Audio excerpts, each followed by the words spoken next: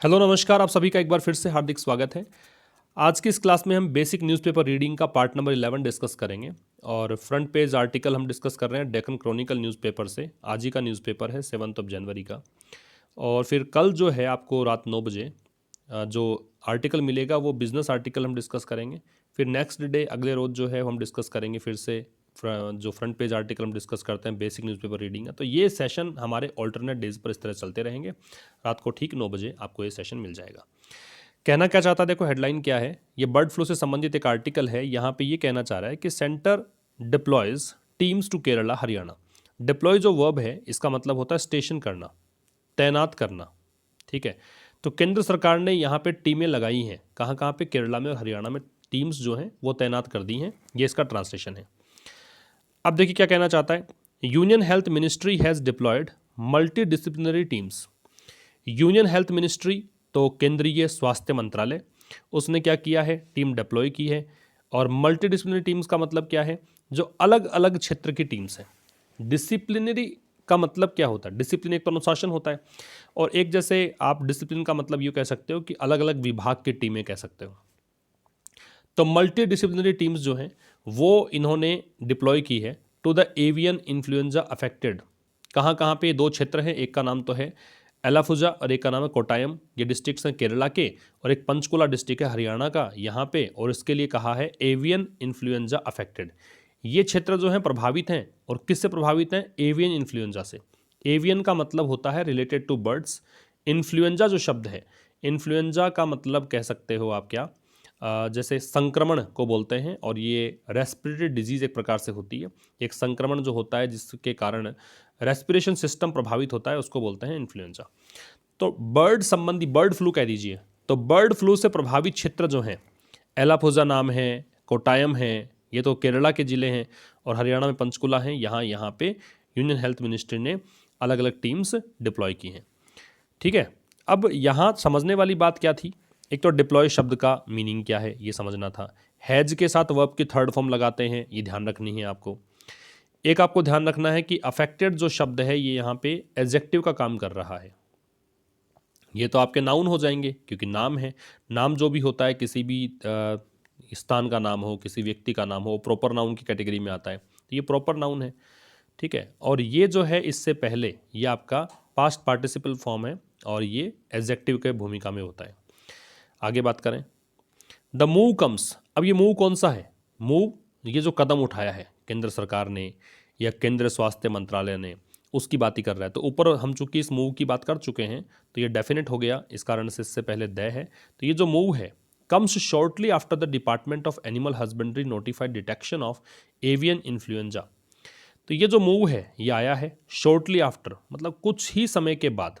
किस समय के बाद? The department of animal husbandry, जो ये विभाग है कौन सा? पशुपालन विभाग को बोलते हैं एनिमल हस्बेंड्री।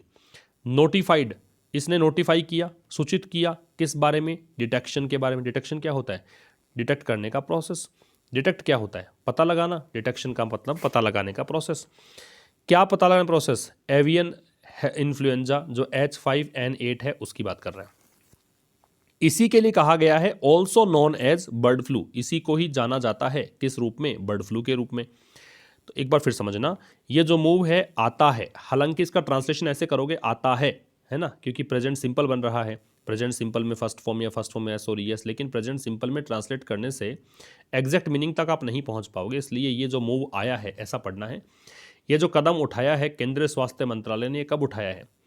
ये जब जो पशुपालन विभाग है उस विभाग ने जैसे ही नोटिफिकेशन दिया, जैसे ही सूचना दी, किस बारे में? इस बर्ड फ्लू के बारे में, उसके ठीक बाद में ये कदम आया है।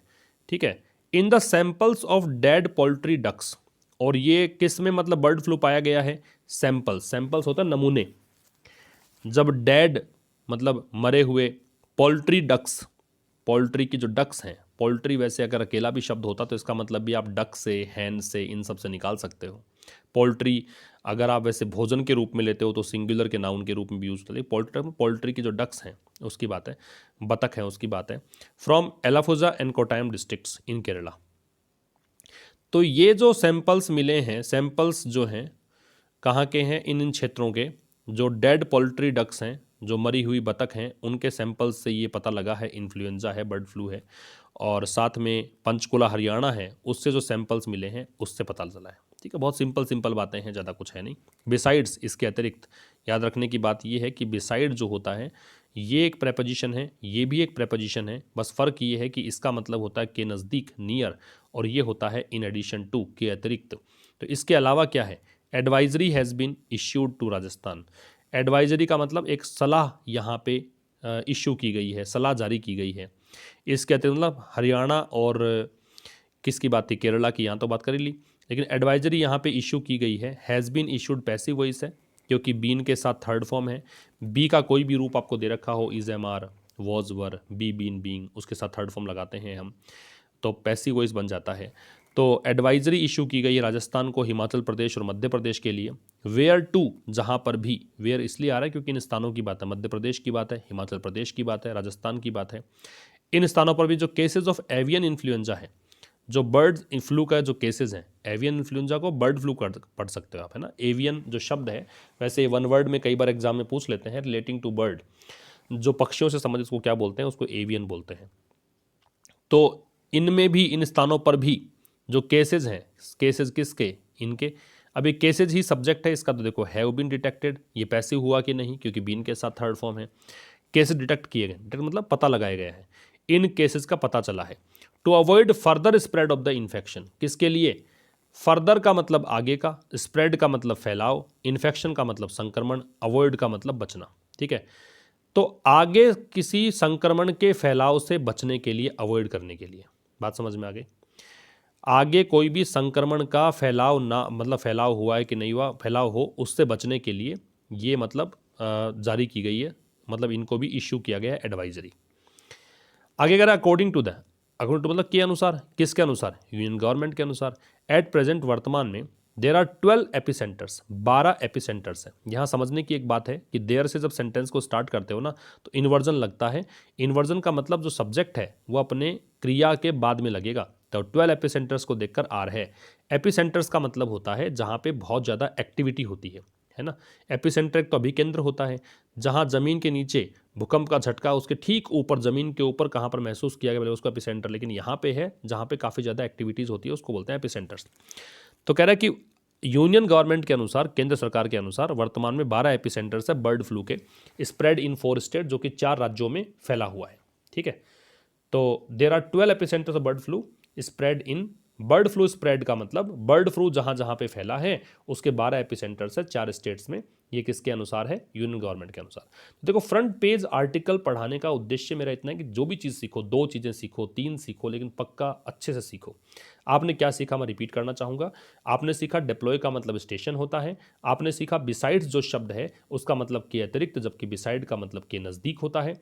आपने ये सीखा कि एवियन शब्द है उसका मतलब रिलेटेड टू बर्ड होता है, एवियन इन्फ्लुएंजा मतलब बर्ड फ्लू है। ठीक है, आपने ये सीखा कि पोल्ट्री जो शब्द होता है वो काउंटेबल भी हो सकता है, केवल पोल्ट्री से मतलब आप चिकन मतलब मुर्गा मुर्गी इनसे लगा सकते हो, बतख से ले सकते हो।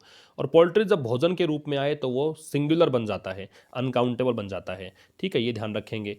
और बाकी सब चीज़ें, पैसिव वॉइस कब होता है, जब बी के साथ थर्ड फॉर्म जब पैसिव बन जाता है। ये कुछ चीज़ें हमने डिस्कस की हैं, हालांकि पैराग्राफ बहुत बड़ा है लेकिन हम इतना ही इसमें डिस्कस करेंगे। मिलेंगे कल रात 9 बजे एक बिजनेस आर्टिकल के साथ, तब तक के लिए नमस्कार, थैंक यू वेरी मच।